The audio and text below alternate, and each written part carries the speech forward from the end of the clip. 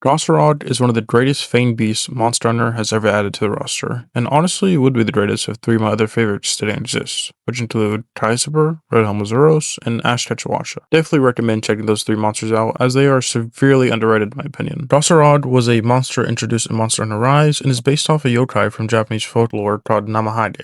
Like many other monsters from Rise, each were uniquely based off some type of Japanese folklore, so it's a high chance that a few certain monsters in that category will never return to another mainline game. As Rise's whole theme was surrounding the yokai of Japan's folklore, I'm not saying it's impossible for any of these monsters to return, especially when we just had some return to Monster Hunter Stories 3, but it's still a low chance for a mainline game as it was solely that game's focus for a theme. Okay, if I'm assuming majority monsters from Rise will not return, why am I making this video in the first place? Because I need these monsters to return to a mainline game. Malzeno, Goss Harag, Narwhal the Allmother, and Rachna Kadaki. By the way, who is the second monster in the whole series to have a small monster subspecies, if I'm not mistaken. First being the White Velociprey, which is known as Deoprey now after they eventually translated it in Monster Hunter Portable 2nd. Thought I would just throw in a fun fact there for any true fans of the series like me.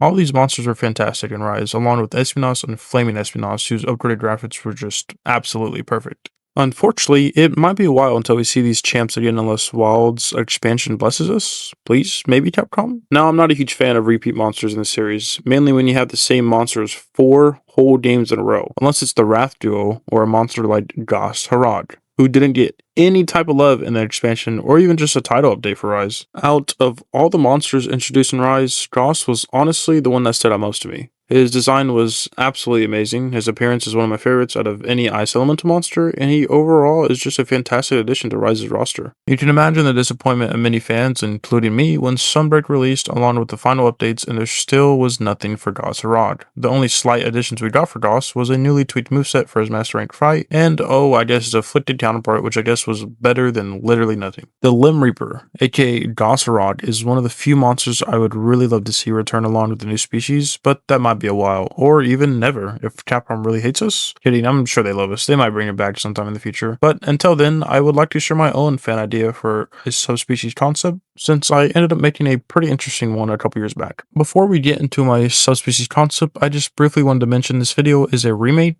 or I guess a more polished version of my first video I ever made on YouTube. And I'm honestly glad I ended up remaking my original video because it is very, very, very bad. My first ever video I made was pretty bland and honestly didn't know what I was doing at the time, and honestly still don't know what I'm doing, but making the video and having fun doing it honestly was the only thing that mattered when I first started YouTube, and still is. So thank you to everyone for all the support given to me by each one of you so far, and enjoy my concept. Thank you again. So what is my concept idea I made for Goss Harag? Glass Harag, a Goss Harag subspecies that lives in the endless sweltering deserts, where it is always urging for a true battle. That's right. My idea for a subspecies ended up in the desert plains for a unique and interesting concept that has a lot to unpack. So let's get right into it. Glass Harag. The official / unofficial name for my subspecies concept, it's honestly between that or bear and Goss Harag. Lives in the desert and utilizes the dreadful temperatures of its surrounding habitat to its utmost benefit. As we know, the original Goss Harag utilizes its frigid environment by inhaling the cold air to then freeze its own bodily fluids, which is then spat out to create its icy blades, which it uses for combat. In this case, where a Goss Harag is in the desert, it inhales the scorching heat air along with just enough sand to then melt and infuse them together to make a dangerously hot liquid that is then coated on their arms and cooled by their breath to create beautiful, yet dangerously sharp, glistening glass blades. Instead of ice sculpting, these subspecies like to dabble in glass blowing. Not only are these monsters limited to just glass blades, but they also sometimes end up making glass clumps or even just glass fists. And before anyone asks, no, this subspecies has nothing to do with being a fire subspecies. As we know, Sunbreak honestly had a baffling amount of fire / blast subspecies, which honestly none of them were bad, and I kind of loved a couple, but in terms of just variety, there are plenty of elements in the series that they could have just made at least one or two of those subspecies anything but fire or blast. So, if not a fire subspecies, then what? No element. Rather, it inflicts bleed. I think bleed status would be a perfect fit for a monster who uses glass blades, considering glass is obviously very dangerous and can easily pierce through anyone with the slightest mess up. Apart from its main arsenal being made up of glass blades and other glass weapons, what about its defensive capabilities? The Glass Harag has a sandstone rough-like back fur, which is similar to that of a semi-neutral spot of a monster when dealing damage. Although when enraged, parts of their back fur darken and become a hard shell that bounces off all weapons from any incoming attacks. During this enraged swarm, Glass Harag is noticeably stronger, angrier, and deadlier. It is advised for hunters to target and break the monster's glass weapons during this phase as fast as possible to possibly topple it. Once it is struck out of its enraged state, their back fur will then become a weak point for a short period of time. Be wary. When breaking Glacerod's blades, once broken, glass shards will fall into the sand and affect the hunter with bleed if not avoided. This is preventable with armor skills, although glass shards still do a bit of damage if walked over. Introduced as a master rank subspecies, Glacerod has a unique move that is said to cause dust storms that travel for hundreds of miles, blinding everything in its path. Similar to its kinship move in Monster Hunter Stories 3, Glacerod will spin in a circular motion repeatedly until wind picks up in the surrounding dust and sand, and a sand tornado begins to form. In the eye of the storm stands a volatile fanged beast, who littered the desert with its glass splinters. Opposing it? A man? No. A hunter? Yes, a hunter. With nothing but a teddy bear. A victor is nearing, the storm is withdrawing. There's a lot more I could write about this subspecies concept, but I think I covered most of its main highlights that stands out enough to make an interesting video over it. Plus, there's a lot more of my other fan-made subspecies I want to get to writing about anyways. Apart from the main summary, I also did write its own Hunter Notes entry description. Name, Glacerod. Monster type, Fanged Beast. Threat level, 9 stars.